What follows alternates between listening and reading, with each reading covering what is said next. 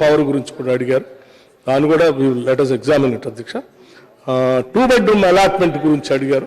నేను కూడా చూశాను అధ్యక్ష. 2 bedroom ఇల్లు కంప్లీట్ అయి ఉండి అక్కడ అంతకుముందు ఉన్నటువంటి గుడిసెలు కానీ లేకపోతే మిగతా వాళ్ళు కూడా ఖాళీ చేపించేసి 2 bedroom కట్టించిన తర్వాత మీకు అలాట్ చేస్తామని చెప్పడం వల్ల 4-5 సంవత్సరాల నుంచి వాళ్ళు పాపం వేరు ప్రాంతాల్లో రెంట్లు కట్టుకోలేక బాధపడుతున్నారు.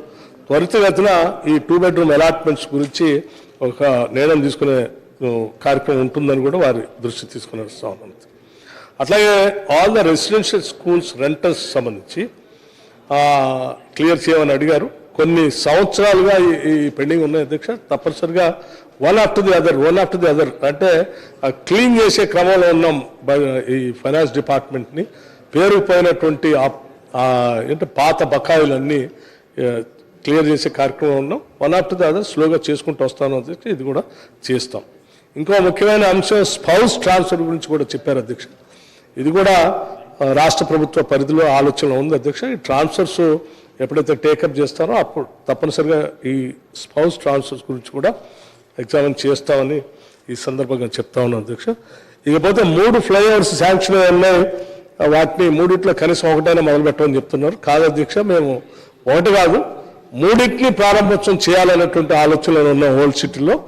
ఎందుకంటే అది దాన్ని బాగా బ్యూటిఫై చేసి బాగా డెవలప్ చేయాలనేటువంటి ఆలోచన కూడా మా ముఖ్యమంత్రి గారికి అట్లాగే కాంగ్రెస్ ప్రభుత్వానికి చాలా స్పష్టంగా నమ్మకం అవగాహన కూడా ఉంది కాబట్టి చేయాలనుకున్నాం. అది కూడా దానికి సంబంధించి కూడా త్వరలోనే చెప్తా ఉన్నాను అధ్యక్ష. అట్లాగే ఫైర్ యాక్సిడెంట్ గురించి చెప్పారు.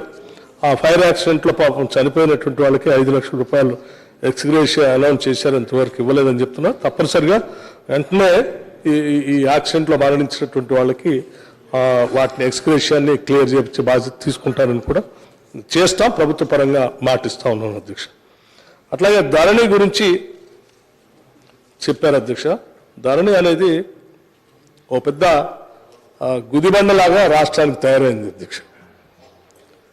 దీన్ని సరి చేయకపోతే ఒక ప్రమాదం, సరి చేయకుండా అలాగే వస్తే ఇంకో ప్రమాదం. అసలు ఎంత ఈ రెవెన్యూ వ్యవస్థని ఎంత అధ్వానంగా తయారు చేశారంటే దీన్ని మొత్తం ప్రక్షాళన చేసి సరి చేయకపోతే గ్రామాల్లో ఉన్నటువంటి రైతులు మరి ముఖ్యంగా సన్న రైతులు అయితే చాలా ఇబ్బంది పడుతూ ఉన్నారు.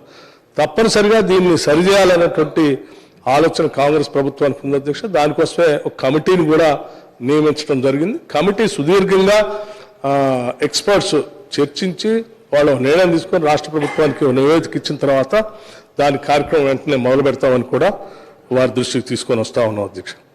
అట్లాగే డ్యూస్ పెండింగ్ గురించి అడిగారు అధ్యక్ష.